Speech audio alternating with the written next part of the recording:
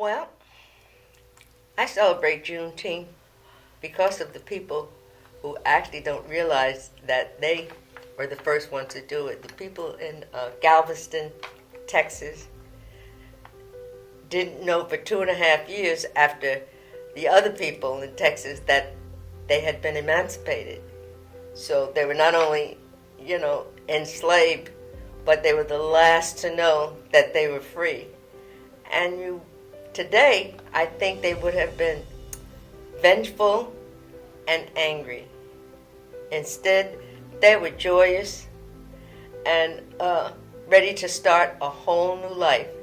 And I believe that they're actually the ones that started the Juneteenth celebrations that we continue on now. I think from my point of view, first of all, I think every public holiday should celebrate everybody. And that hasn't been the case with African American people. We have Black History Month, which is kind of very ponderous, and people say, okay, what are we doing for Black History Month? And then that's it. This is a public holiday shared by the whole country. So the story of Juneteenth is going to be shared with everyone.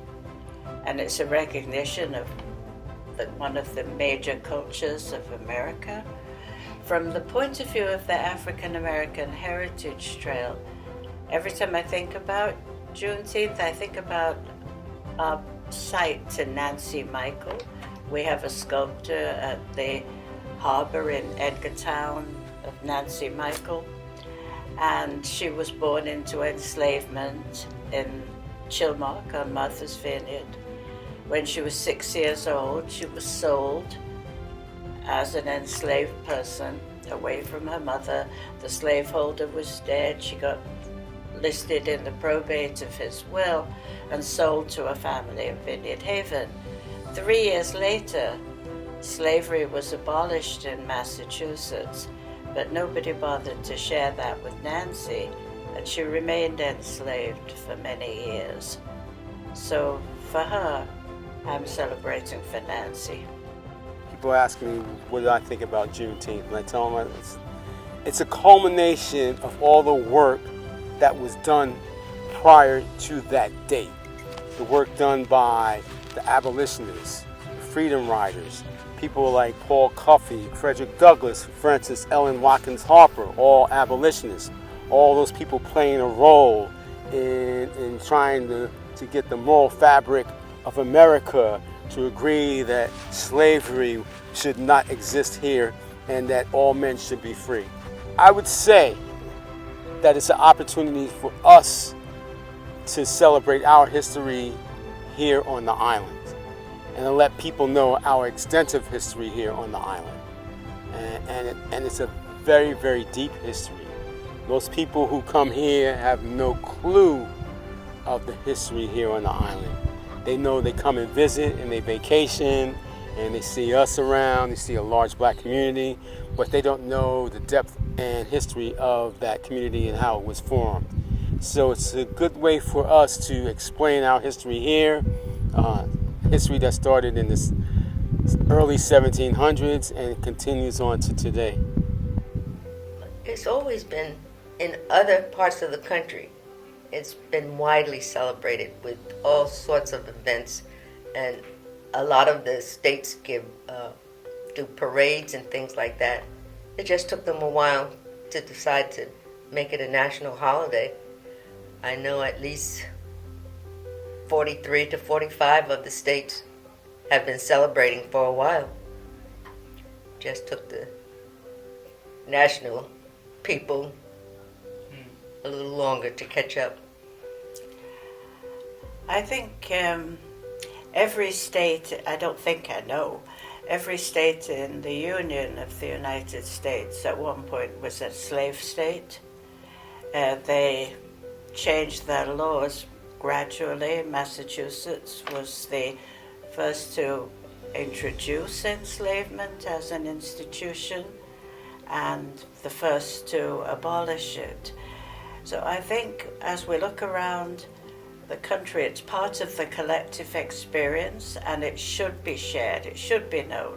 We tend to say, oh, enslavement, that must be Mississippi. Yeah. No, that was the United States. And I think it's really important to acknowledge true history. True history is so interesting, and fake history is so boring. And this is true history.